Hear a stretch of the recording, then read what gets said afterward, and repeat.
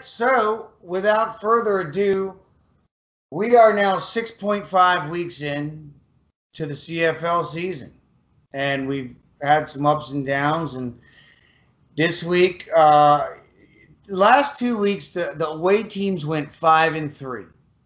This week, you had a better chance finding that busy liquor store in Saudi Arabia than finding an away team to win a game in the CFL. Nobody won. All home team all week. We can start from the top here. Our Toronto Argos. When are they going to win? What happened? I mean, we're in these games and then we're out of these games. We're up and then they just figure out a way to let the other team run away with it.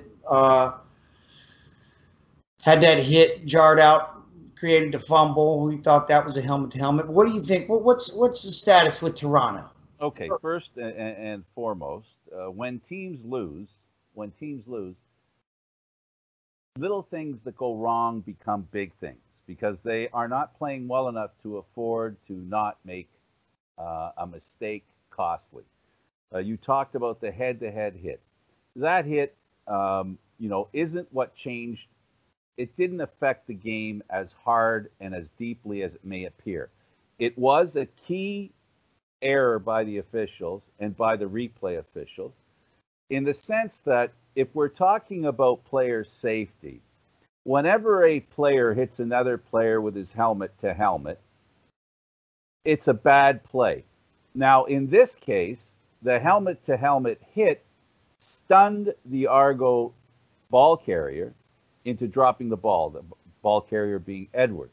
Because when he got hit, simultaneously, all of a sudden, because he believe it or not, I think he hit a bit of unconsciousness just for that moment, and his body relaxed because he got hit in the head, and the ball came loose.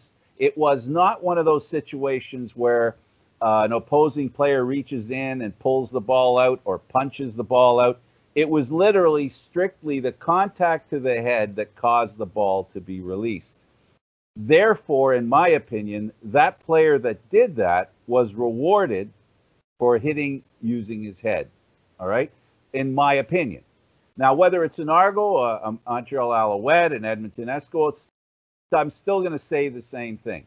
So in answer to your question, okay, there's two questions. When are the Argos going to win? Are penalties being called as they should be called? They're never being called as they should be called 100% of the time.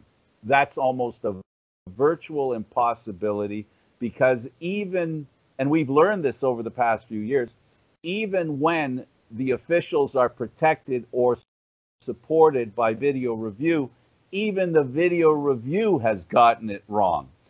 And so therefore, all I can say is no matter how much technology is used, it's always affected by human error or human correction or human perfection or human, did a good enough job. So yeah, the humanity part of the equation causes issues that can be a factor in the game. Was that play a factor in the game? It could have been, I suppose, but I don't think it really was. Was it head-to-head contact? Absolutely. Did the contact from head-to-head cause a jarring motion by the player? Yes, it did. Was it a jarring motion from the prototypical? The biggest factor that they talk about with concussions is the side-to-side hit, temple to temple. That was a textbook concussion-causing hit because it was from temple to temple. The side movement is the easiest way to get a concussion. This way, not as much. Otherwise, there'd be concussions, 7, 8, 9, 10 of them a game because players are hitting each other head on all the time. As I think by your smirk or by your smile, you're agreeing with me. I do. So in my opinion, that's the kind of hit they got to get rid of. The one that hits the head on the side. That's the one that does the most damage. Those are the hits that caused Caleros most of the damage in his career, has been the fact that he's been hit on the side of his head. And those are the most damaging, in my opinion, from what I understand, from what I hear from the experts, when I pay attention and listen, as someone who's just a layperson. I'm not a doctor, not pretending to be, but in listening to the experts, that's the part that causes the most damage. This is the part that doesn't cause as much damage, that kind of force. So, yeah, that kind of hit has to be taken out of the game. And if it's not called, it ends up being a play where the players go, well, you know, I might be able to do that, because the objective is to get the ball loose. And if you can hit a guy and get the ball loose, you're going to go to that move as much as you can. So I think that's a finable offense, and you may just see it. It may go as far as the league may even say they made a mistake, but they might not, because I think they've learned their lesson from year one when before Ambrosi came, when they were admitting to mistakes, and that's counterintuitive as well. So they can't do that either. So all we can do is hope that these head-to-head contact hits are removed from the game. It's impossible to guarantee in advance that they'll be removed. All we can hope for is that they are, and that we hope most times when they happen, the players are given a strict message that it's not acceptable. Simone Lawrence is the first poster child for those kinds of hits. He has a 2-game suspension, going from 0 suspensions to 2-game suspensions, which was the debate between the Players Association and the Canadian Football League. Did I answer your question? Yeah, and you kind of proposed another one here. Well, there's a couple questions I have about that hit, the side-to-side rattle that you described. Now, it got me thinking about the motion of a quarterback. When a quarterback takes a snap and takes his 3 to 5 to 7 step typical drop back, whether he's getting it from under center or through the shotgun. Obviously, if you're right-handed, you're facing, one way. If you're left-handed, another way. But either way it goes, right or left-handed, that backside, pressure coming off the edge. And if you've got an interior defensive lineman that can bring the heat, that is where that side-to-side pressure kind of begins and ends typically. And even if the pocket starts to break and the quarterback starts to scramble forward, most of that contact, when he turns slightly to the side to brace for impact, he's opening himself up to that exact contact that you just described. The hits they're never, like you said, they're never really truly coming straight on. The only people that do the straight on collisions are kickoffs and linemen. And players, offensive, defensive players coming at each other. For the most part, when the tackles are being made, because they're going, the running back, the receiver, whomever is running, and the other guy, the defensive player, is trying to cut him off. So it's kind of hard to hit him from the side because you'll miss him. So you've got to intersect him going in the path that he's going. So most of those hits are head on. But we've seen many a hit that's from the side. Now, am I asking a question now? And I guess maybe I am. The question I ask you is the difference between what we saw with Edwards and what we see with quarterbacks right now, and is that going to change? To again go deeper into your question, every hit that hits a quarterback in the head is penalized. It doesn't matter how you hit the head of a quarterback, it's a penalty. End of story, done. But that halo only exists with quarterbacks. It does not exist with other players. So, all right, with that being said, somewhere around that early 2000s, one of these pass rushers, these defensive ends, that move was created that as they were coming around the edge, they would kind of reach over the throwing arm of the quarterback from behind and kind of lumberjack chop down on his forearm to try to see if they could knock the ball out. And that kind of, went away a little bit, I think, from the days of Howie Long or Lyle Alzado, Dexter Manley, Lawrence Taylor, where guys are just coming in and just killing them, crown of the helmet right into the back of their, head, the guillotine move there. And players were now trying to create the turnover first and foremost. So perhaps the solution, at least for quarterbacks, is for the players to ultimately go after the ball first and then go, make that decision 1 and 1A versus trying to go for the actual sack. And I think that you could start to see the play evolve into a safer result.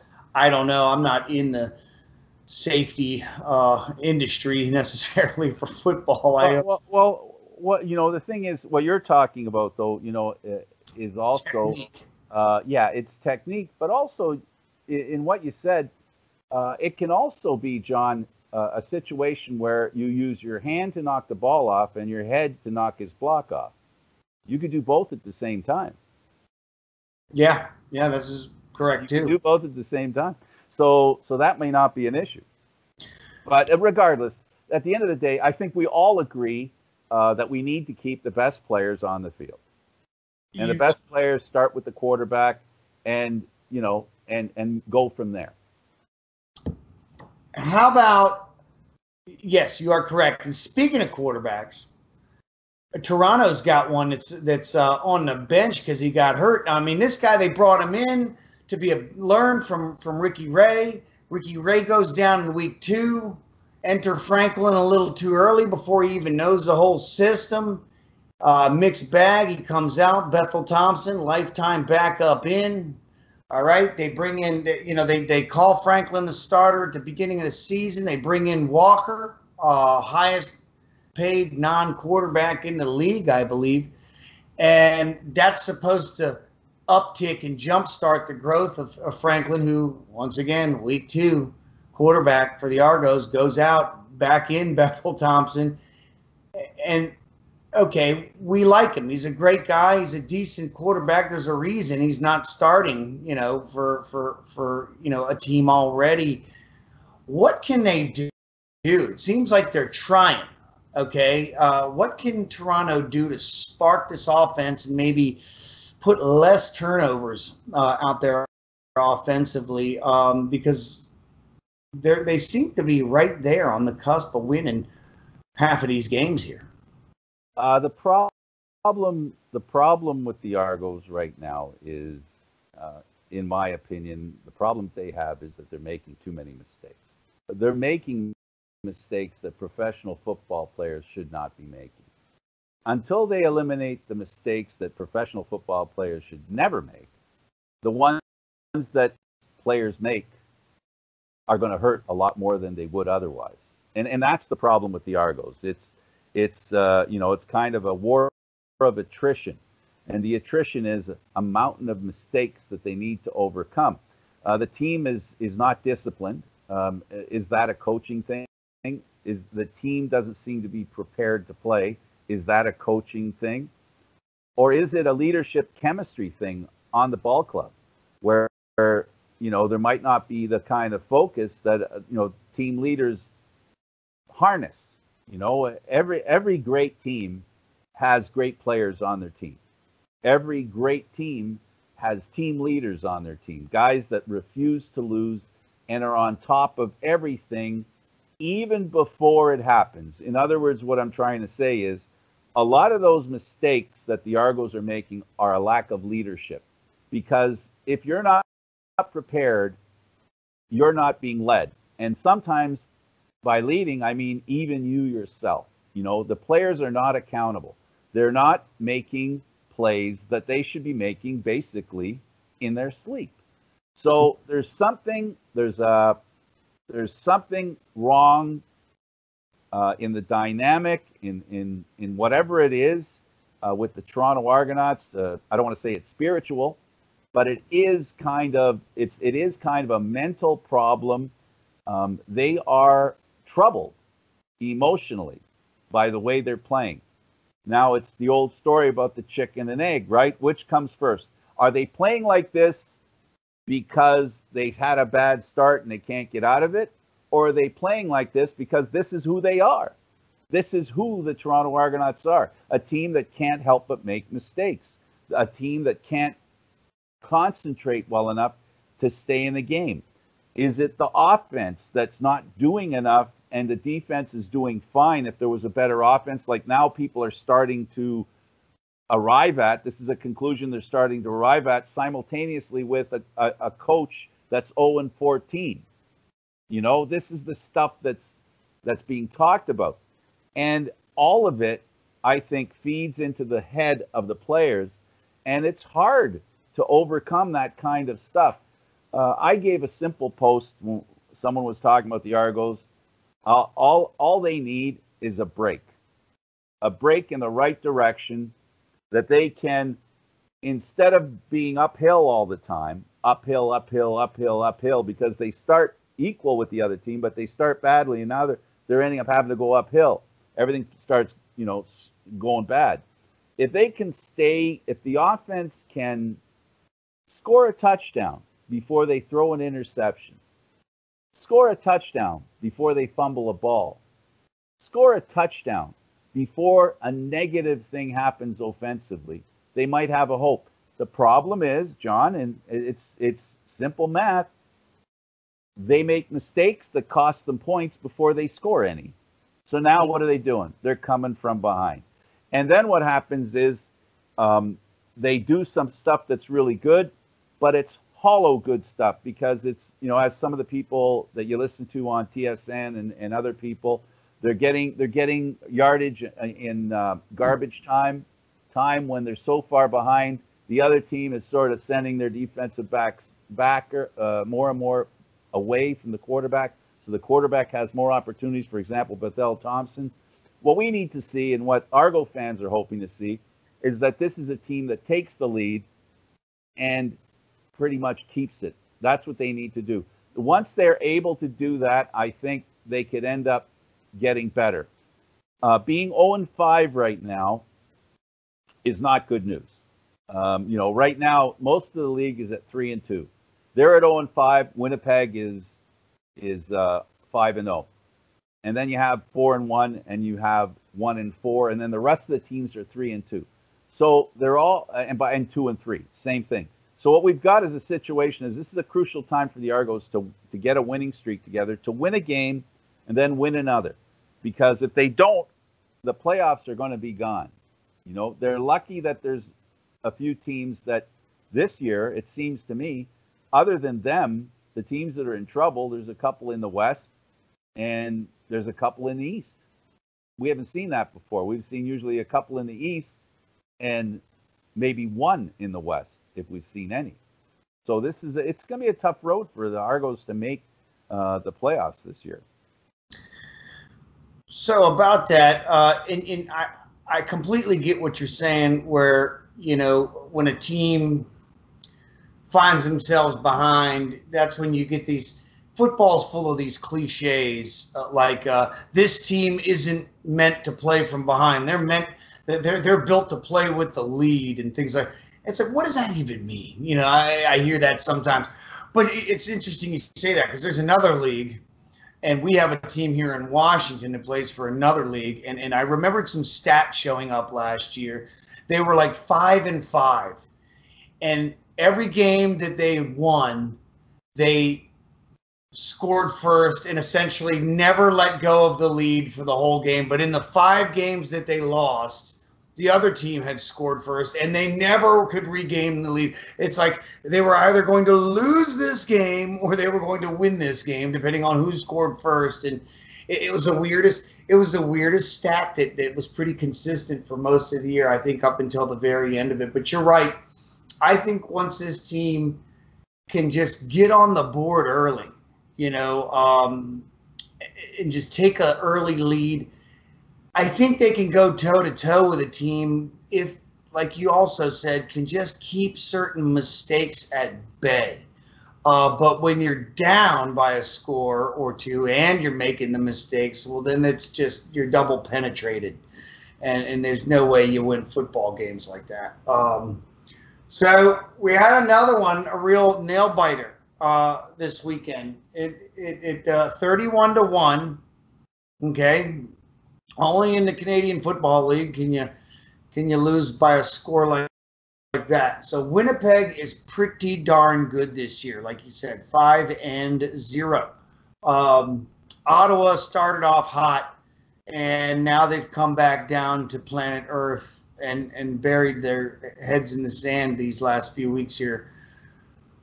Harris Nichols has got to be the most underappreciated quarterback in the league. You know, we only talked about Riley before the season started, and we thought it was the Trevor Harris Nichols show. Now it looks to be Nichols on an island by himself. I don't, you know, you can tell me. The good news is for Ottawa is that kicker of theirs, Lewis Ward, did not miss a field goal this week.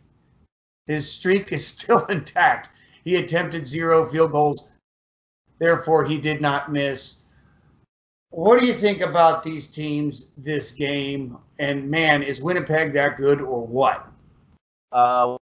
Winnipeg is a team that in the cap era, both player and management, they're a team set up in this cap management era where they're set up with who they have, and they're peaking. Their staff is peaking, while some of the other teams, as we've discussed, off air, there are a lot of issues with some teams because when you fire a head coach and he's the highest paid guy on the team, management wise, it's hard to find another coach minus that money that's good enough, and so therefore you're kind of hamstrung a little bit. In Winnipeg's case, they came into this season with a set coaching staff. They came into the season with a starting quarterback. Some may have questioned his ability. I have never questioned Nichols' ability. I was a Nichols promoter when he was in Edmonton, and he was a guy that I even favored, believe it or not, over Riley. And I consider them both equal. The problem was Nichols got hurt, and Riley went on a tear, MVP tear, MOP tear, and Nichols got hurt, was traded to Winnipeg. The thing about Winnipeg and Nichols is that Nichols is, and he's become proud of the fact that he's a management guy. You know, he's a management quarterback, ball management. And by that, I mean, and I think their intent is, you don't make any mistakes, you don't throw interceptions, you make the big play, and you have a decent running game. That's the offense. Then what you've got, and in that offense, there's a lot of ways they can rip you up. And the defense, there's a lot of ways they can rip you up in defense. This is the most balanced team offensively, defensively, and as much as I'd like to say that they've got a great special teams, that's probably their weakest link is their special teams, but not because it's a weak link, but because the other two are so good. That's what makes them so strong, in my opinion. 12 touchdowns, 1 interception so far this year. Isn't that what we're talking about? That's impressive right there. That's all it is, John. If you don't give the ball back, you know, and a lot of times when you throw an interception, you're close to the red zone. He is on pace to have career highs in touchdowns and yards, and he's on pace to have a career low in interception. It's his finest hour. You know what I mean? So they've got everything. It appears. And, of course, being the whole 5-0 thing helps. But it appears if any time is going to be his and theirs, if they keep their foot on the gas, they're going to run away with this one. Running away, though, John, has its dangers. We've seen many a team that has a great regular season, and then the playoffs come and surprises happen. Sorry, Winnipeg fans, not trying to irritate you, but any football fan knows going 18-0 or 16-0 or whatever 0 doesn't guarantee you a championship. We've seen many a team that has faltered at the worst possible time. Now, that's not a prediction on my part. That's just me saying, you know, there's two seasons, regular season and the playoffs. There's a relationship, but there can also be no relationship between the two, because you can have a terrible season and win the Grey Cup. You can have a great season and not win the Grey Cup. So as most coaches and most organizations refer management, coaches, and teams should accept, it's all a process. And that's what you got to get right. You got to get the process right. It's how you're playing. Whether you win or lose is important, but even more important than winning and losing is the process. And if Winnipeg maintains the way they've played, they're going to be tough to beat in the playoffs. And right now, they're going to be tough to beat in the regular season. Are they going to go all the way without losing? Is that a question? That's well, there's so many weeks in the CFL. I mean, you can tell me how many times a team has done it. I can't remember any, but I think with the amount of games that they play, you start looking into home field advantage and stuff like that. I can't imagine them not resting some players down the stretch and picking up a loss or two or three. Usually you get through, your second or whatever bye week here, and I imagine you're going to pick up some bumps and bruises along the way, and they're going to be. It looks like they're on pace to be ahead, and can afford to rest somebody or let somebody spend an extra week off, to heal from something. Losses happen. They just look to be preparing better than other teams are, and just playing at a higher level. And it's just they're making the plays. They're not making the mistakes, and they're making the plays. And those teams are tough to beat. But yeah, you're right. We've seen Tom Brady run away into a field of dreams only to be cradled into the arms of Eli, on the last game of the year. So it happened. Well, let me ask you this question, because it's a point I'm making and it's a question at the same time.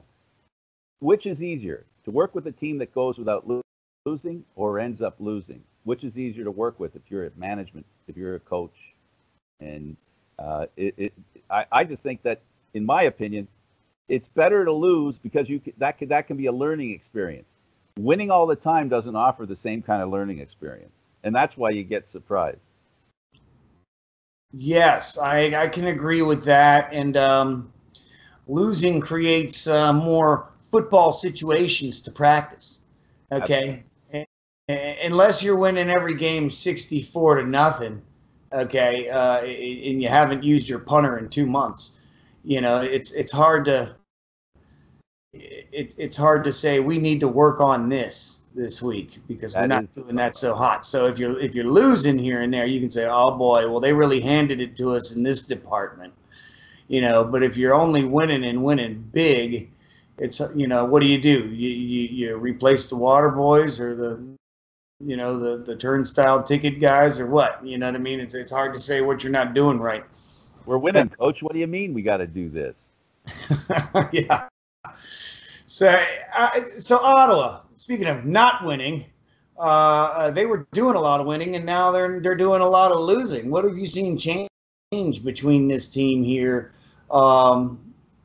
They I don't know why they went away from Davis. He was way up one week and way down the next, but our attention span's that short. You can't keep a young guy in there and just coach what you got. You make a change, and that guy looked worse. No offense, I don't have any problems. Well, Dominique is hurt. He was on the sideline. He wasn't dressed, so he couldn't play. He showed up the first game of practice, and then what happened was, I guess they saw something or believed that he was actually injured and he shouldn't be out there, so they took him out. The next quarterback is someone who hasn't had any recent history of playing well, and him being Jonathan Jennings. So, what do you do? Well, you throw a guy in there and hope that he captures or recaptures what he did before. It didn't quite happen for him. And the problem is, as always, especially with quarterbacks, defenses make a book on them. And if the quarterback doesn't have more than one trick, he's a one-trick pony, and the defense knows how to smother that trick, and he's got no other trick, it's what you get. So that's what separates the great quarterbacks from the so-so quarterbacks. They're the ones that have the ability to change it up, be less predictable, and that's why Vernon Adams, for example, is doing so well, because he has the ability to run and run with power. So Jennings can run too, but I just find that confidence with him is the easy question mark or label that you can put on that guy. So okay, so I'm glad you clarified that for me, because I thought it was they got tired of Davis's gunslinging, okay, just throwing up rocket balls. And I thought maybe that's why he was pulled in favor of Jennings. So I'm glad that you clarified that it was actually an injury, because I kind of thought that Davis was a little bit of a dual threat that could play. He was feast or famine on the stat sheet and all that, but I mean, they were winning early. So, sometimes you'll take an ugly win over a beautiful loss, right? Every win counts. Every loss is something to learn from. So the teams that lose too much have too much to learn. Yeah. That's part of the problem. So, speaking of Adams, Montreal, are they ever going to lose again? Edmonton, red hot. They run right into the Montreal screw job. Okay, so, this is the perfect example of a balanced defense and offense. This is what Montreal has. We talk about it with Winnipeg. Montreal is Winnipeg light, with a little less respect at quarterback, but you can't put Stanback much farther behind Harris, at least at this moment in time. Historically, obviously, Harris is a Hall of Famer, for goodness sake. But Stanback has shown nothing but the ability to break things loose. And then they brought in the other variable, and that's something that's really important, that they have a dual threat now, though, coming out of the backfield. And they were referring to it on the broadcast, thunder and lightning. They have a running game, and we talk all the time, and those of us that refer to the success of a quarterback, we always say things like, his offensive line, is it helping him? Is it giving him enough time? Well, the running game does something for the offensive line. If the offensive line, between the offensive line and the running game, they can create a problem for the opposition. Makes life a lot simpler for the quarterback. And that's what we're seeing in Montreal. And that's the part that I find very similar with Winnipeg. And the fact that they've got a really good defense. So this again is another team that's well balanced. Playing a team, Edmonton, that is a high-powered offense and should have a better defense, but I think the jury's still out on how good a defense the Edmonton Eskimos have. And that defense was the difference between Montreal and Edmonton in that game.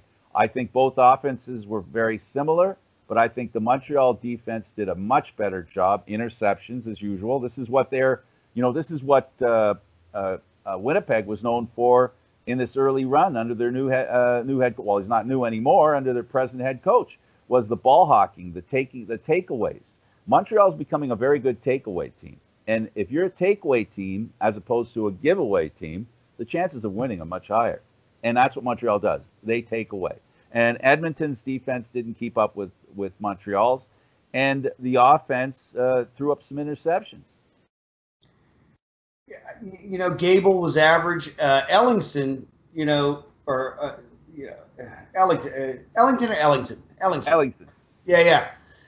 He just, was it the DB that just shut him down, or this just seemed like a regular pedestrian outing for him? I mean, he's pretty much been red hot this season. And like I said, it just wasn't there for him this week. And Trevor was nothing, too special. People were thinking about, is it him and Nichols right now, number 1A and 1B? No. Obviously, we answered that earlier.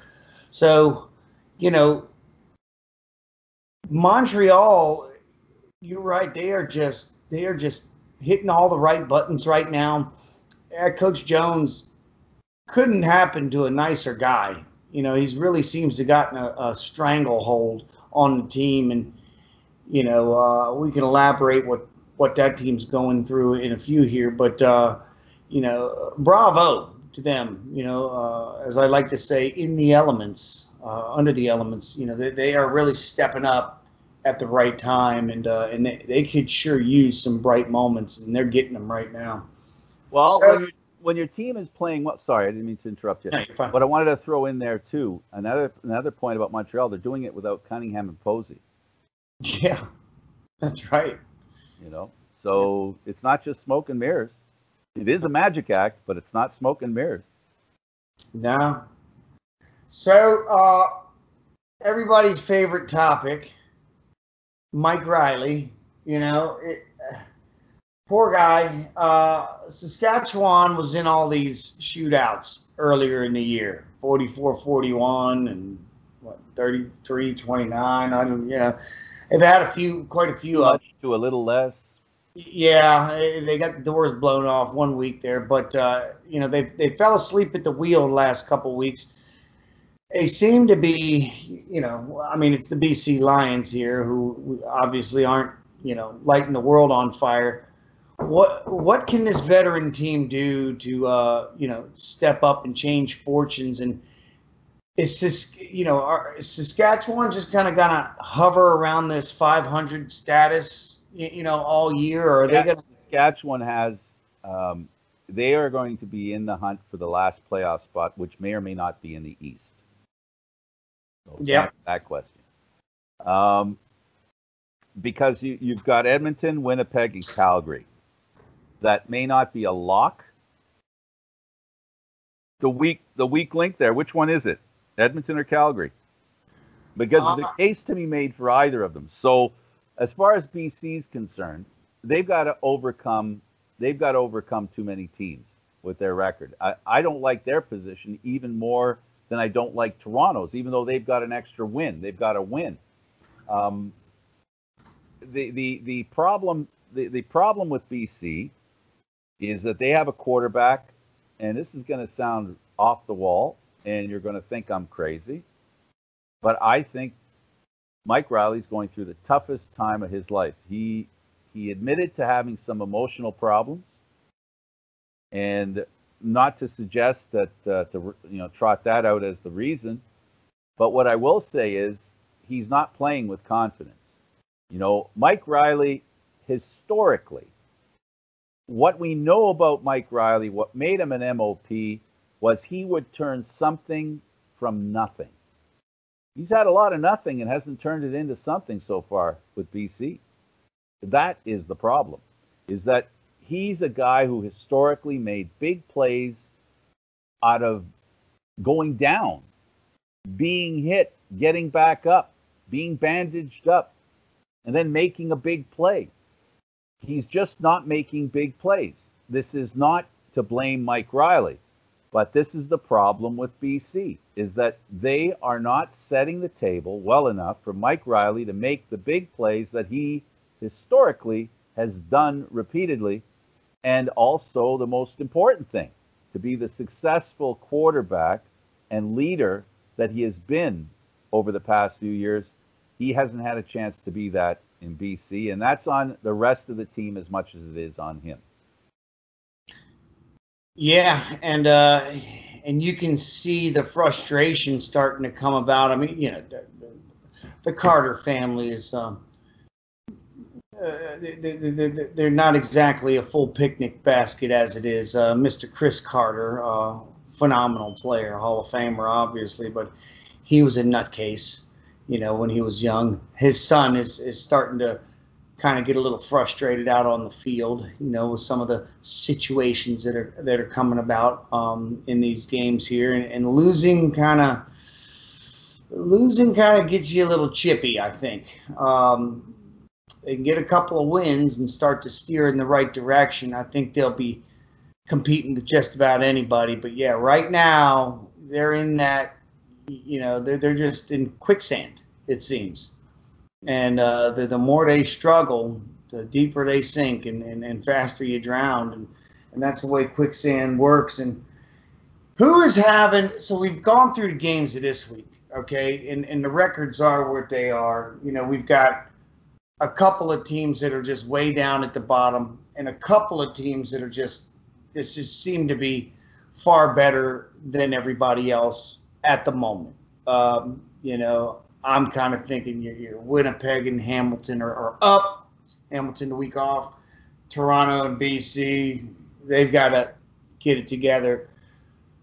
What individual player or coach so far this year has surprised you and kind of come out of nowhere? Is everything business as usual as expected? Who's having a year right now that a lot of people you don't think saw coming necessary as we're 6 weeks in? Well, you know, I think it's only fair to name Vernon Adams and to put Vernon Adams in that category. As much as we all know, and he's a guy that for anybody that follows our show, we have talked positively about him for years, just like I did. I was a little alone with Nichols, but a few of us on the show have always talked about Vernon Adams being a guy that can do it. He has all the tools. He has a history of winning, and he's doing it. That, in essence, says, you know, we shouldn't be surprised. But we have to be surprised because of the team he's playing for and the fact that that team and the coach, you mentioned Jones, and how good a job he's doing. Under the circumstances that he's doing it, imagine the Montreal Alouettes are now minus an owner, minus a GM, and I don't know, and a coach, and minus a coach. I mean, if you start from the top of a team and work your way down, we're down to those are the three most important positions on a ball club. And This team is 3-2. So when you say surprise, when you put it in context, when you look at the Montreal Alouettes and what they've been through, and the fact that they've got a quarterback that's playing really well, who hasn't had yet a history. We all thought he could do it, but he's never shown this kind of pizzazz in the Canadian Football League. Yeah, the Montreal Alouettes are the big surprise for me. Winnipeg, although they're a better team, aren't as big a surprise because I think all of us, and when I say all of us, most prognosticators, most CFL football fans who at least felt the pulse of the Canadian Football League knew Winnipeg was one of the teams to beat for the Grey Cup this year. So that eliminates them from a surprise. Calgary, are we surprised that they're not 5-0? Heck no. Bo Levi Mitchell's down. Arbuckle's a good quarterback. He's won some games. He's lost a game. You know, is BC as bad as we all thought they were going to be? Well, we all knew that they were a team that through the past few years have been the most unpredictable team. Next to them, the Argos. Mind you, though, the predictability has become that when they don't play well, they play terrible. So, yeah, I'm going with Montreal, and I'm going with Vernon Adams, simply because we're talking about 0 to 90, if you know what I'm saying. Yeah. You know, Winnipeg was already going 60 miles an hour. You know, they were already going 60 miles an hour. They're going 90 now, but it's not such a surprise to see them go from 60 or 70 to 90. But to see the Montreal Alouettes where they are, that is to me the biggest story in the Canadian Football League right now. And with new owners moving in and doing this with that kind of carnival atmosphere around the club, firing the GM after their first game winning streak in years. It's surprisingly one of the big things coming into the season. I remember conversations I had a few times with some people was about the East having just a ton of attendance issues. Well, I was there at the first Alouettes home game, and that place was jamming. Okay, I mean it was packed. Okay, I don't know what the exact capacity is for that stadium, but it had to be 90%. Under Okay. 30. Under 30. That's you know, it had to be 20, 28. 27.5, 28 then. Well, Okay. 90% full is what you're saying, right? Yeah, it had to be in my, you know what I mean? I wasn't seeing a lot of people dressed up as empty seats, as we like to say. But to have no owner and come into the season, that just sounds like something to me that, you know, oh my God, do we want to show up and support this dumpster fire? You know, but hey, you know, they come home for their first one, whole town showed up, and they've been consistent, you know, throughout here. So like you said, it is a surprise to me, honestly. After getting a chance to speak to Coach Jones, I can completely understand how he is a good that he would be a good communicator with his players and work well with other people within the organization, because he is a first-class stand-up person. And I imagine that also translates over to coaching.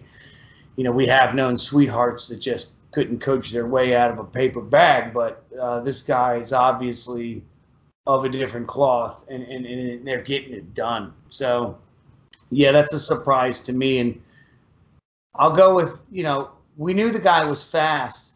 For me, I'll go with Lucky Whitehead. Hasn't been playing long. He's making an impact, and he couldn't be on a more perfect fit, you know, team for him. You know, they don't have exotic weapons all over their offense, but man, he's doing it in special teams. He's doing it in downfield, you know, vertical routes, and man, oh man, he's created a little bit of a spark for them, and definitely allows them to keep the foot on the gas with a guy like him. So he's a bit of a surprise, obviously, being I believe it's his first year in the league, right, up there. No, absolutely. And, you know, when you get a player that early in the season has the kind of great plays that he's had, so many in such a short span, you know, it's that, you know, he went from unknown to 90 in like about 2 seconds, you know, in what, 3 games? Yeah. The reason you like him so much is, I think, because of 3 games, because the last game he wasn't that impressive. Right. I'm not saying that means he isn't who he was the first 3 games, but what I am saying is that those 3 games he has done more than many players can do in a season in just those 3 games. He's been a highlight guy. He's been a wonder. He's the guy that should make the game really interesting. And shame on Winnipeg for not filling the stadium. You know, you were talking about attendance. Winnipeg's one that should be, you know, with the team doing the way they're doing.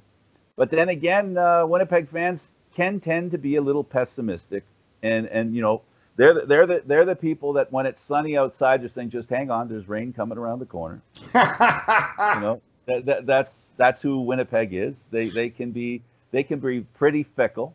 You know, that's who they are, and but they should stop that and enjoy this moment, because they're in the midst of watching a team. You know, that's ripping other teams down to shreds. You know, they do a great job. They're such a disciplined team.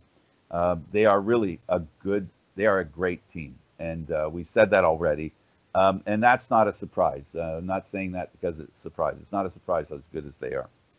I'll tell you this much right now: they're missing the boat. Speaking of attendance, they're missing the boat up there in Winnipeg, because if Lucky was playing here in Washington for the Redskins, for example, with that haircut and hair color, okay, making all them kinds of plays, he would have at very least been on a Head and Shoulders commercial down here by now.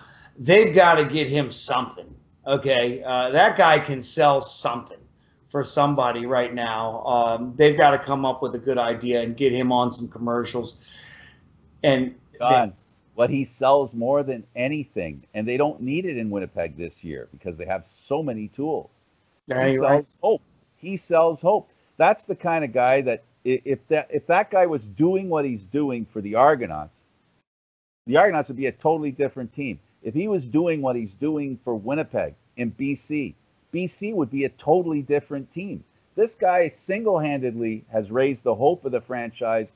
You know, his play alone has turned a team that should win into a team that wins big. And that's the amazing thing about him. And that's the surprise about Winnipeg. If there's a surprise, how easily they're winning. How easily they're winning. So, where we get on the upcoming games here, how long can a guy like, just going across the, a little bit to the west, right? Saskatchewan. How Hughes is now? He had 3 sacks this weekend. He's got 8 on the season. He's got a bajillion for his career. He's 35 years old.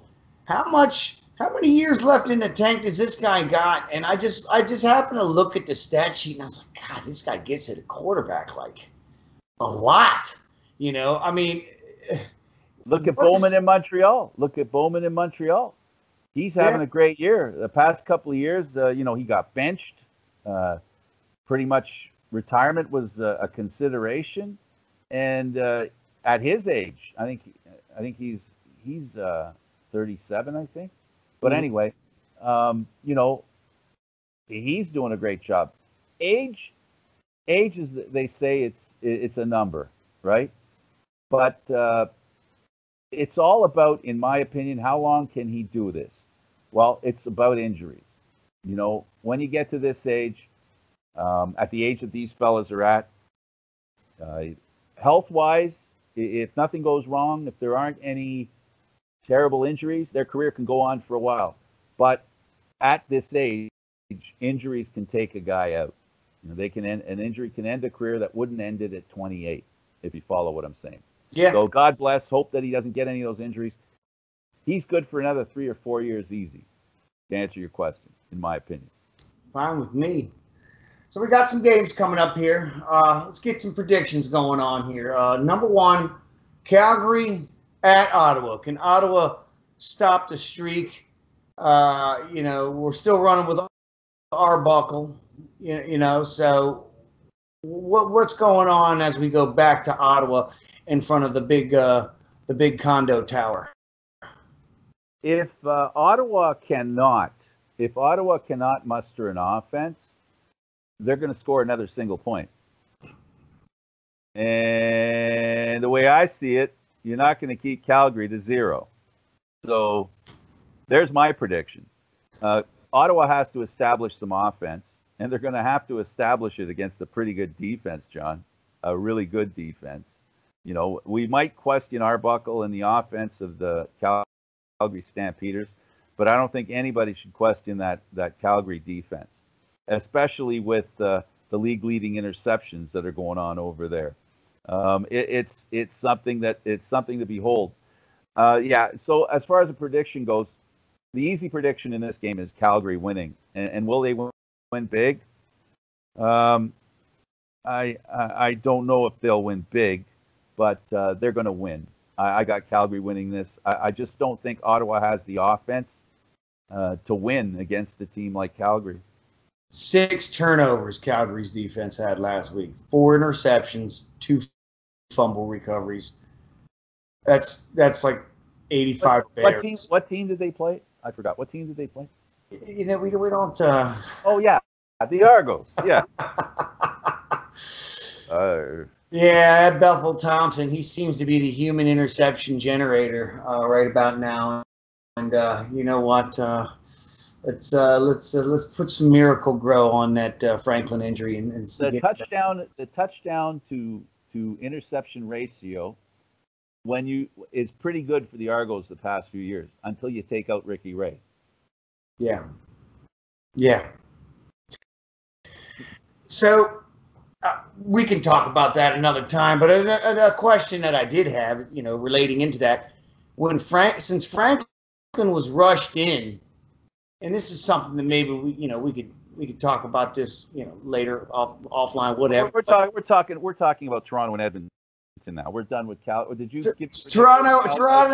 Prediction? I didn't hear your prediction for Calgary. Oh, my prediction. Well, you don't win many games 1-0. You're right. So with the defense, if they're going to be staying with Jennings, I just don't see Ottawa. I got Lewis Ward going 2 for 2 with the big magic foot. Okay, he's a little guy, but he kicks it good. And that's it. Yeah, so they're gonna throw the hard 7, 3-3-1, and they'll come up with an L at home. Calgary is playing slightly above 500 ball right now, and that's, I think, good enough to beat Ottawa. Now, if this was 3 weeks ago, I'd pick Ottawa, but it's not.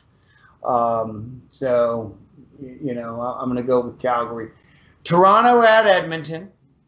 Okay, Edmonton just got disappointed. They got kicked in the life soft spot this past week. Toronto, I picked them all but 1 week or all but 2 weeks this year. I mean, they've got to win at some point. They've got to be getting angry. Is this the week they do it? Can they get off the schneid against Edmonton? I think it can be. I agree that it can be, but the bad news is that Edmonton lost this week. That's the part. If you're the Argos, the last thing you need is to meet a team who's pissed. And piss and vinegar is what Edmonton's going to be spewing, especially coming out of the coach's office. And Trevor Harris is a guy who doesn't lose 2 in a row very often. Nope. And it'll be old home week. Yeah. And if the Argo offense plays the way they played, they'll make the Edmonton defense look good. We talked about the Edmonton defense not being that good. And the Argo defense is better than the Edmonton defense. So in as far as who wins this game, it's going to be which offense can the Argo offense generate enough offense to overcome whatever Edmonton can muster. Because if they can do that, if the Argo offense can play a bit better than the Edmonton offense, they'll win this game. But that's what they're going to need to happen. I give the head up to, or the hands up, or the extra credit to the Toronto Argonaut defense. That team is going to give the offense a chance if they can work things out. So I can't bet against the Argos. That's the problem I have. You betting with your heart over there? Is that what I'm hearing? I just betting with the guys they interview all the time. Yeah. I like Toronto in this one. I'm going to go ahead and take them because I think they've got to win, and I don't think it's going to happen the following week at Winnipeg. All right, I'll go out on a limb and pick that game for next week. But for this week, I think they can beat Edmonton. I do get your logic. I just like them this week, and I think they can use this game. The 2 out of these last 3 weeks, they've played good football. And they've been right there. So, at some point it's got to happen. You just can't keep losing. The good news is in 2 weeks they get another bye week, and they could use that. And I'm guessing Franklin will come back after that bye week, that second bye, which comes week 8, week 9, I'm guessing, for them. So, that's a plus.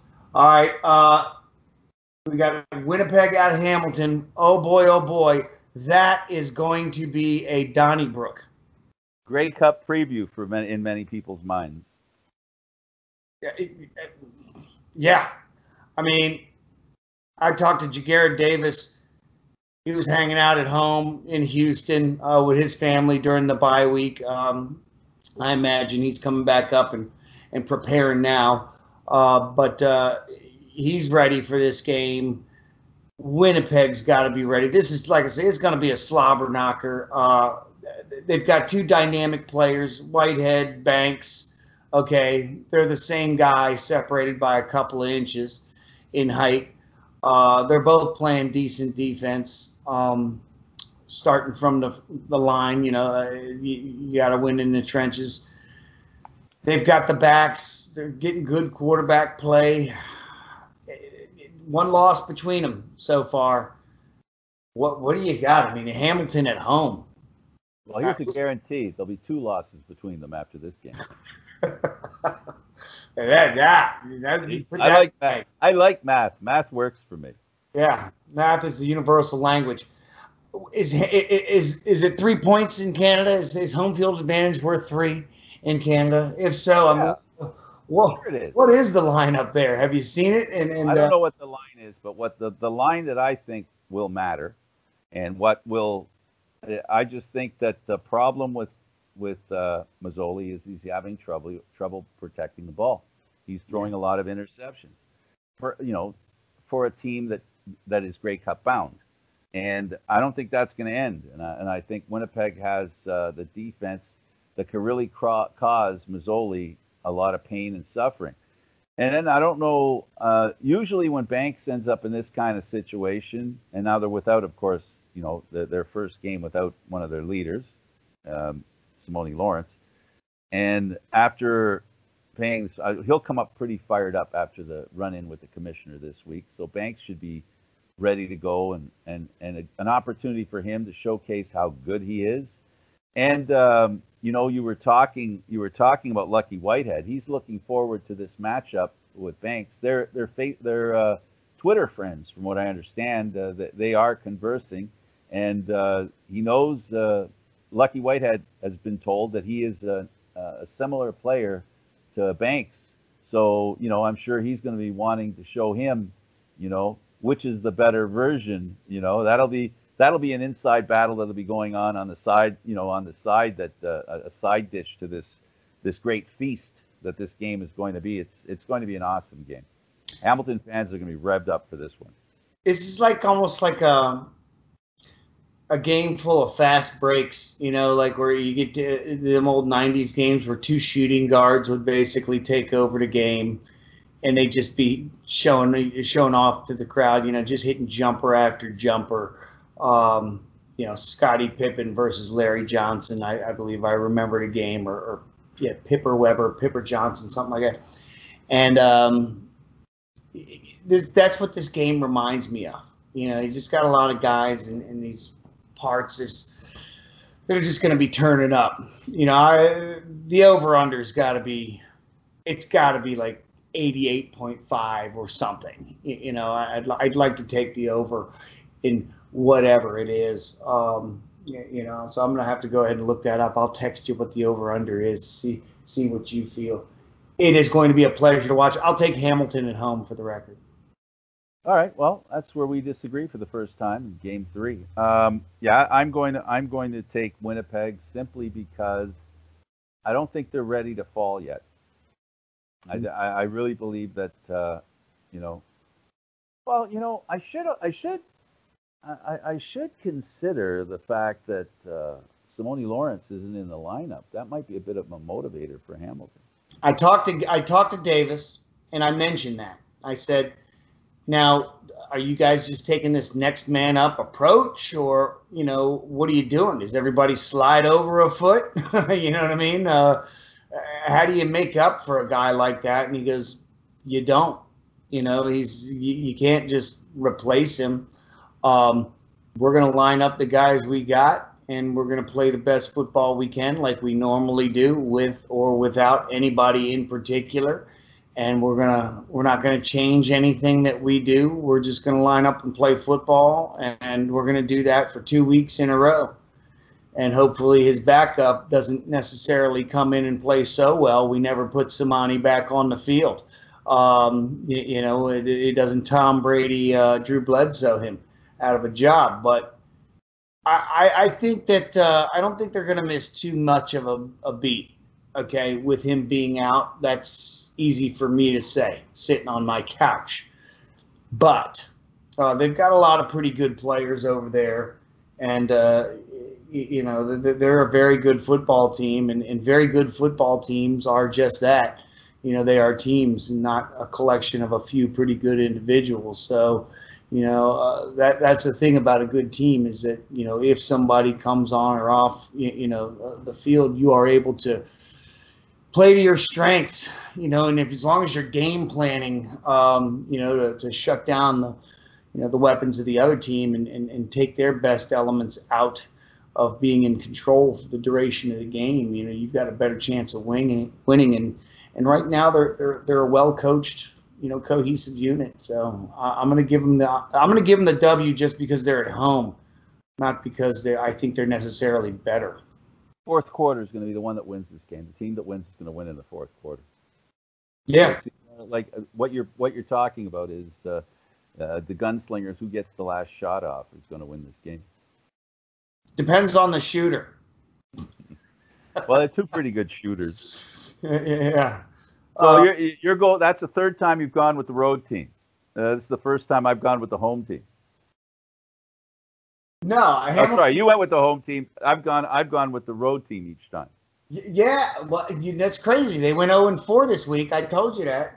The road teams did, but yeah, I'm going Calgary, Toronto, Hamilton so far, and then we go to the big crown in Vancouver, BC Place, Saskatchewan heading on into the house of Riley. These are two teams that are kind of trending in a sub 500 similar direction. Somebody's got to win this game. Well, Saskatchewan's looking to sweep the season series, having won the one this week, and now in Saskatchewan looking to win back-to-back. And beating BC back-to-back will get them some confidence. Their fans like the idea that they're winning. Cody Fajardo has been a real, he's been a real surprise. Not as big a surprise as we talked about earlier with Adams and the Montreal Alouettes, but at quarterback, not a surprise to me. Again, this is another guy that I really felt belonged as a starter in the Canadian Football League. When Toronto traded for Willie from Winnipeg, Fajardo played a great game that night, and the Argos turned their back on him after that great game and made a trade after the game. There is proof that there are quarterbacks that can handle the Canadian game, and Fajardo is one of them. He can run. He's a strong runner, and he's a pretty good thrower on the run. And if you can do that in the CFL, you've got a good chance of being a successful quarterback. And he's done a much better job. If you talk to the Rider fans and said to them, Collaros is going down the first game, now what? They wouldn't have had any faith in Fajardo. He's done much better than those fans had any right to expect, and they're very happy with the job he's doing. So much so they want to jettison Collaros. And then there's a little rumor that my friend Bill Howe put out there, not a rumor, but an idea that he put out there, that the Riders trade Collaros to Toronto. We can talk about that after. I'm going to ask you what you think of that. There you go. I can see the marbles are turning around like crazy in your head. So the state of this game, we can talk about that one after this. But yeah, so BC, Saskatchewan. I've got Saskatchewan in this one again. I think Fajardo was in BC last year, so they know him. BC knows him, and he knows their team. I'm going with BC at home, and the main reason is because they've got the bye week after this week, and I think they would.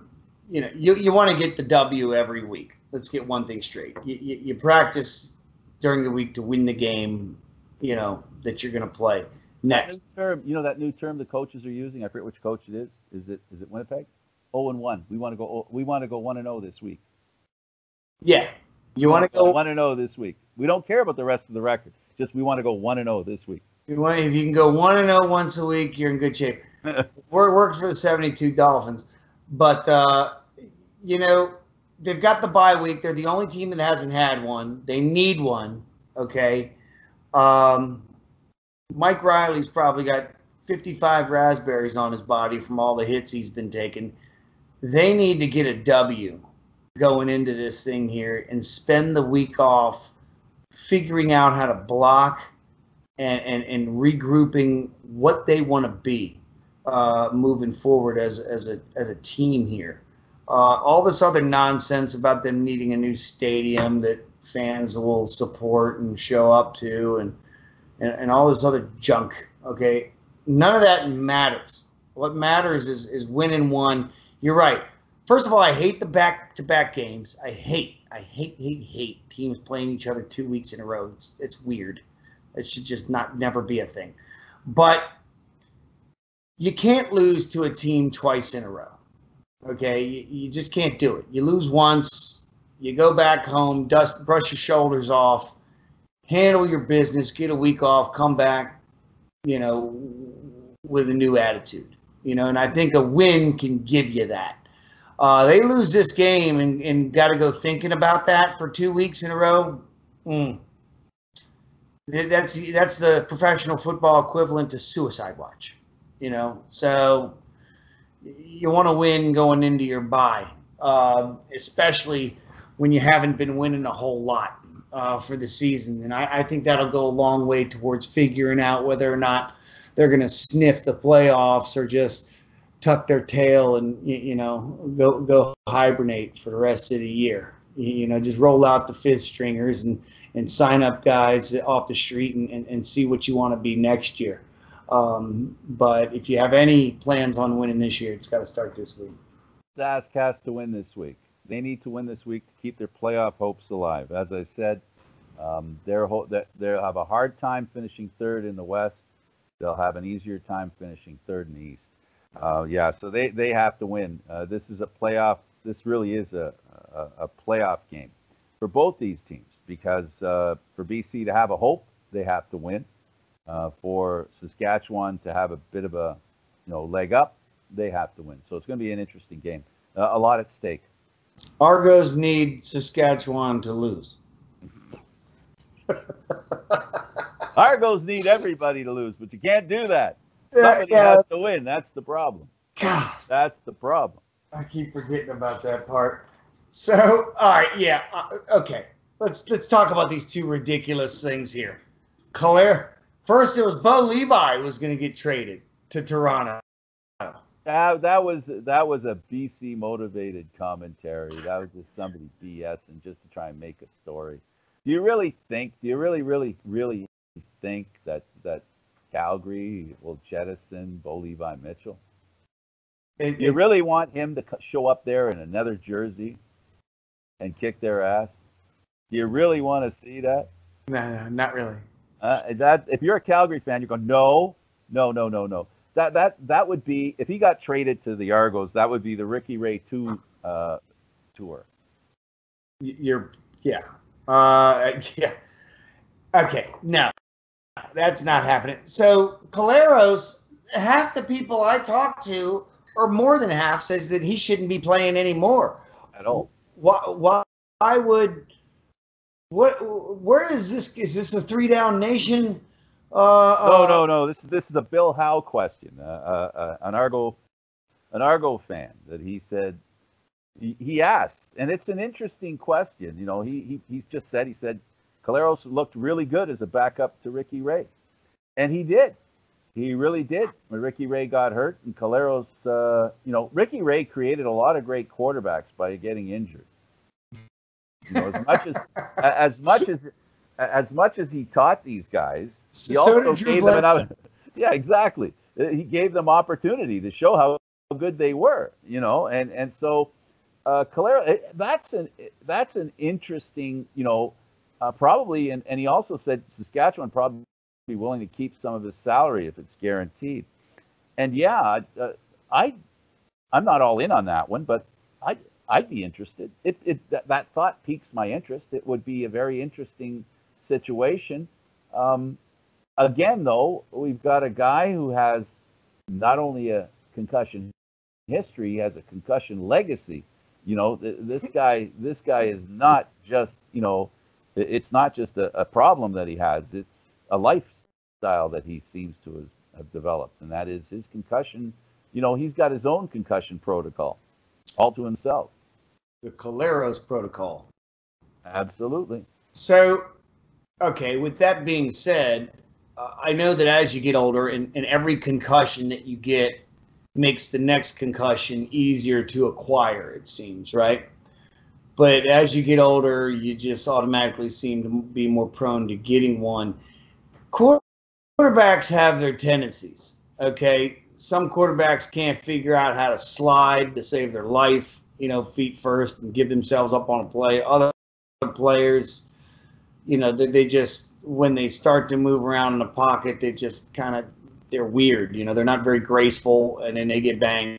Take a guy like Robert Griffin III. He was, shot out of the Roman candle out of college, came into the NFL, lit the league up, and then ran right into this wall called Haloti Ngata, and that's all she wrote. But we talked about it all the years here, the whole year here in Washington, because I live in Washington. God, this guy's got to learn how to slide, or his career's gonna end. Well, what happened? He didn't slide, and his career is pretty much over. He hasn't been the same guy since. Is Collaros, is there something with him that you've noticed over the years that just makes him injury prone to these concussions? Is there something he does that defenses can just say, you know what, when he does this, you can light him up and you can probably put him out the game? Not that they target him in general, but Actually, I think it is a bit of that. It's a bit of targeting him. Simone Lawrence was. I interviewed. I was in the dressing room the day after the game. After the game, when he took out Collaros, and the expletive deleted that came out of his mouth, he was ticked. And I think he was ticked because Collaros said some stuff to him as he was going off the field. And Collaros, I watched the game this week, and you watched the games this week. The quarterbacks are giving themselves up, and the players are more respectful about them giving themselves up. There's no even, it's almost now, it seems, the defensive players are waiting for the quarterback to give himself up. We saw Nichols do it a couple of times, and the players are already letting up. As soon as it looks like he's going to slide, hook slide, players are letting up. What we saw that day with Simone Lawrence, his teammate let up. He didn't. 2-game suspension is, I think, an important deterrent that's necessary. Is it something that'll save Collaros' career? Does he have something that he can do to change what he's done? I don't know how he changes what he did that day. He gave himself up, and he got hit in the head as he was hook sliding. So, is it something that, is it too little too late for him? Do the Argos take him on as sort of a prayer, a Hail Mary? Like I said, this guy, you said yourself, as they get older, and it's not just about age. He's only 30. Concussions are cumulative. To put what you're saying in a different perspective, it's not about how many they had in the age that they are. It's how many they've had in succession, without a break in between or a short break in between. There has to be a full recovery before you get another one to be able to handle it, to recover from it. The more that happen in repetition and, without enough time to heal, the longer term the concussion lasts. I could be incorrect. I could be wrong here, but I believe the theory behind him is, or the study behind him, not necessarily theory, but there is a membrane around your brain that when, the science of when your body is moving in one direction and then all of a sudden it stops, okay, due to a collision or, for whatever apparent reason your inertia is halted.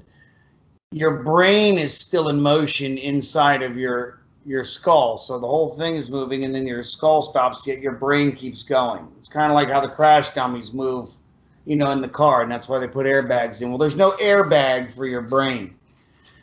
But there's a membrane that coats around your actual brain, and every time your brain hits the inside of that skull, the membrane shield gets worn out, okay, and it exposes that much more. There's a thinner layer now, like the epidermis of our skin the protectant is worn down now. So every time you take another impact like that, you're allowing a closer contact, a higher percentage of your brain hitting that same wall harder.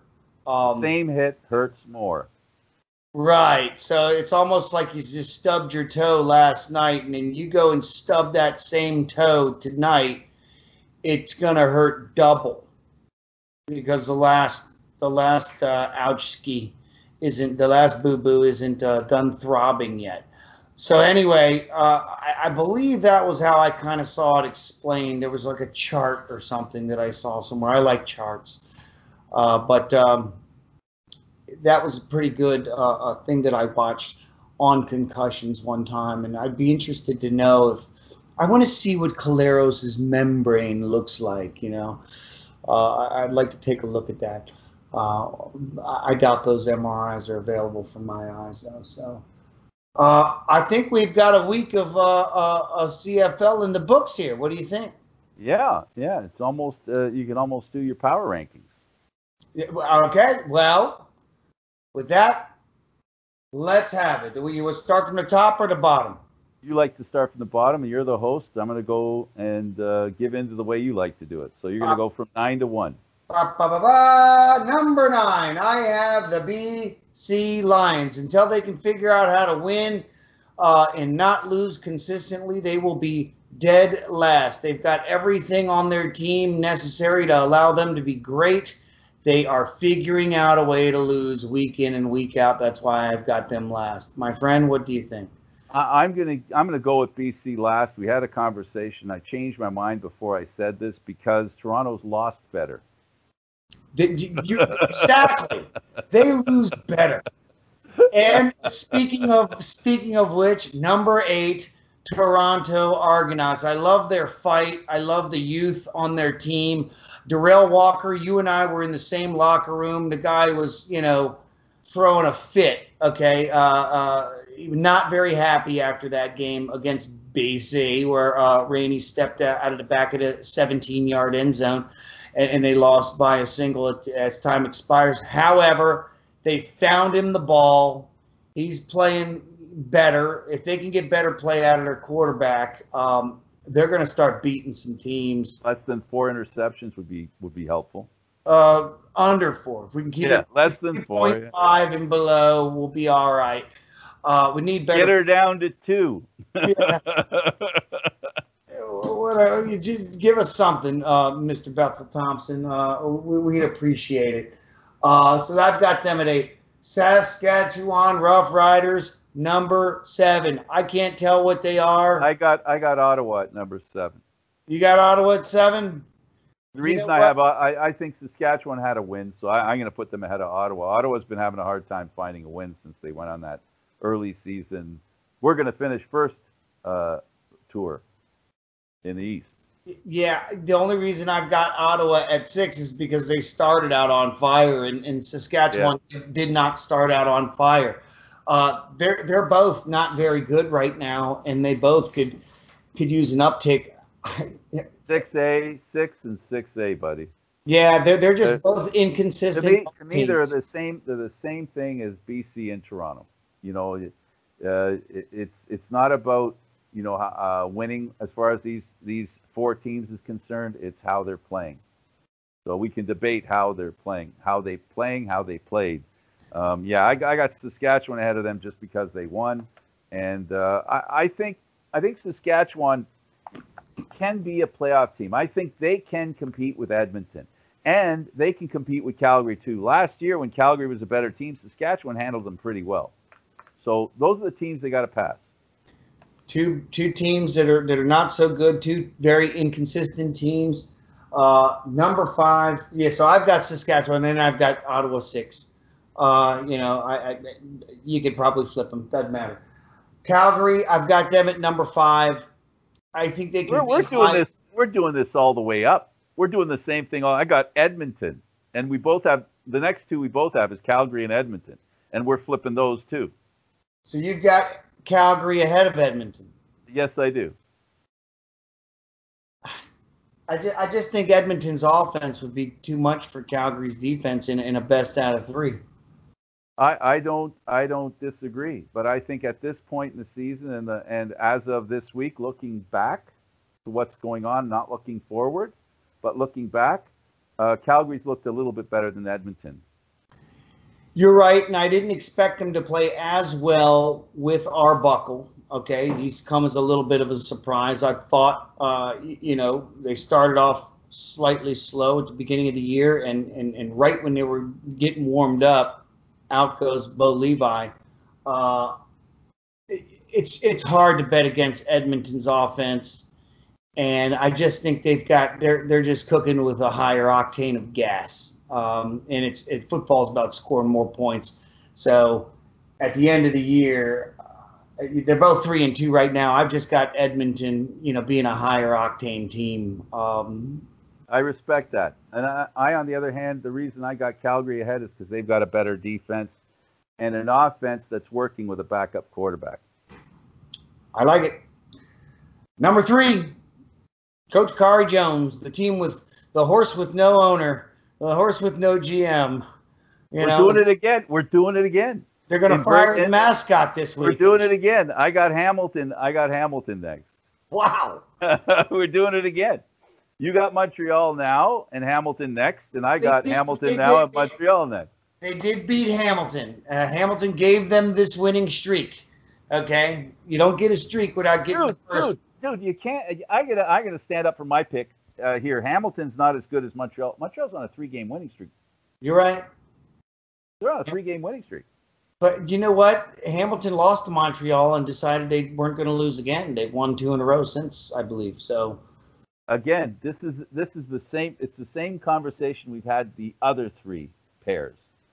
The difference between these 2 teams is very little, and it's just a question of looking at the teams and what they've done over the long haul or what they've done in very recent memory. And that's the difference between these 2 teams. They're very close. So how funny is it that at the beginning of the season, most people were saying how weak the East was, and here we go. We both got the 2 out of the top 3 teams are sitting out in the East. Is that something that anybody saw? No, yeah. And if you would have said one of those teams would have been Montreal, you really would have. I mean, and who would have said one of those teams would have been Montreal? This is why we got to start betting futures. Well, Montreal has overcome a lot of adversity. This team deserves a lot of respect. I've got them number 2. Can't make them number 1 because how do you make them number 1 when the other team is 5-0? So you can't. You pretty much, Winnipeg's a lock in that position. But with Montreal, we talked earlier about losing their owner, losing their GM, losing their coach, right? Mm-hmm. All within a couple of weeks of the beginning of the season. The other thing is they've overcome a really horrible trade for Johnny Manziel and the failure that was Johnny Manziel. Think about that, too. Throw that in there. Last year's debacle with Johnny Manziel. And then add the stuff that's just happened. This is a team that refuses to lay down. No, they're not excuse makers. I can tell you that much right now. That's what makes them so amazing in my mind. That they are the team. They are the story this year. They really are. It seems no matter how you slice it, no matter how far you go into history, whether you go into last week, the week before, the week before that, or you go into the end of last year. Montreal has overcome a lot of adversity, and they deserve a lot of credit for what they've done. And who do you give the credit? I mean, you know what I mean? Because the owner's not there, the GM's not there, the coach is not there, their starting quarterback from last year is not there. Yeah. And this team is like the Phoenix. It really is. Out of the ashes come this team that could end up representing the East in the Grey Cup. If they keep winning and they get some home games going into the playoffs, they're going to be tough to beat. We shall see. So I imagine we've got the last 2 flip-flopped as well. No, you don't have Winnipeg number 1? I've got the Atlantic Shooters number 1. Okay. So they haven't lost the game yet either. And they don't have, and they're doing it without a GM, a coach, or even players. It's tough to beat that But way. they're doing it with a lot of good beer. They are hosting a home game this month. They are. Earlier in August, actually. That's right. How far, what is that, about 8 hours from you? Oh, hell no. Moncton, 2 days. Like 2 days. Is it 2 days from Toronto? Like 24 hours. Good God Almighty! That's as far as somebody told me Labor Day. I said, "Yeah, I'm gonna be up there for Hamilton," and they said you should come up to Winnipeg after. I said, "Well, how long of a drive is it from Toronto?" They said, "Oh, it's like 2 days." I was like, yeah, all the drives to Toronto are 2 days. Anyway. Really? You guys we're in central Canada, buddy. Yeah, in no man's land. Big city slickers all by yourself. Our country's a little wider than your country. All you have to do is think about the map. Newfoundland goes out farther east than Maine. Well, on the map, you guys in Montreal are only like this far away. Yeah, we're only 4 hours apart. Well, yeah. Well, yeah, that sounds about right. About 90 minutes from Montreal to Ottawa, and about 2 hours, 2.5 hours from Ottawa to you guys. Yeah, that makes sense. So yeah, Winnipeg #1, and this has been fabulous. I will be back up Labor Day. I wish I could be up there this week to see Hamilton host Winnipeg, but won't be there. I believe that is the game of the week. So I agree with you 100%. With that, I believe we have a show, sir. Yeah, I think we do.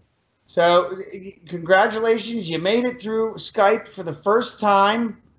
You're like Apollo Creed. You feel born again now, right? Yeah, you got it. Now, how do I stop the recording?